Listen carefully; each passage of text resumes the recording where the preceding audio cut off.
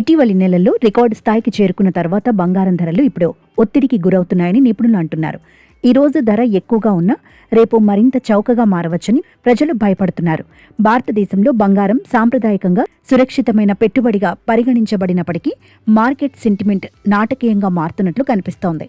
ప్రజలు కొత్త బంగారం కొనడం కంటే తమ ఇళ్లలో నిల్వ ఉన్న పాత బంగారాన్ని అమ్మి నగదు సమకూర్చుకోవడానికి ఎక్కువగా ఆసక్తి చూపే స్థాయికి పరిస్థితి మారింది. దీనికి ప్రధాన కారణం బంగారం ధర పడిపోతోందనే భయం. ఇది పెట్టుబడిదారుల విశ్వాసాన్ని దెబ్బతీసింది.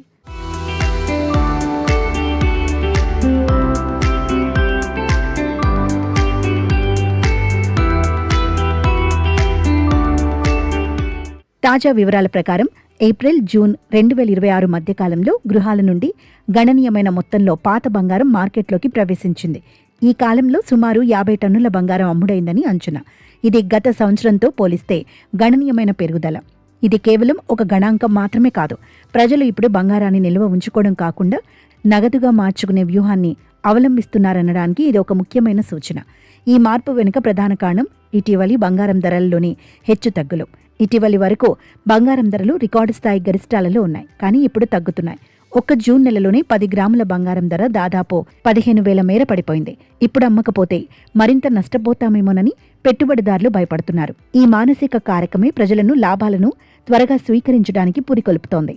ఇటీవలి నెలల్లో రికార్డు స్థాయికి చేరుకున్న తర్వాత బంగారం ధరలు ఇప్పుడు ఒత్తిడికి గురవుతున్నాయని నిపుణులు అంటున్నారు. ఈ రోజు ధర ఎక్కువగా ఉన్నా రేపు మరింత చౌకగా మారవచ్చని ప్రజలు భయపడుతున్నారు. కొన్ని అంచనాల నివేదికల ప్రకారం 10 గ్రాముల బంగారం ధర సుమారు 1.4 లక్షల నుంచి 1.2 లక్షలకు పడిపోవచ్చని, ఇది పెట్టుబడిదారులను ముందుగానే నిష్క్రమించేలా ప్రేరేపిస్తోందని తెలుస్తోంది.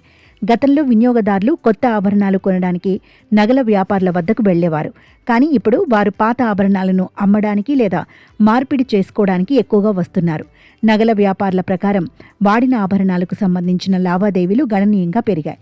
కొన్ని చోట్ల ఇది 50-60% చేరుకుంది. దీని అర్థం వినియోగదారులు ఇప్పుడు నగదు వాడకాన్ని మానుకొని తమ పాత ఆస్తులను ఉపయోగిస్తున్నారు.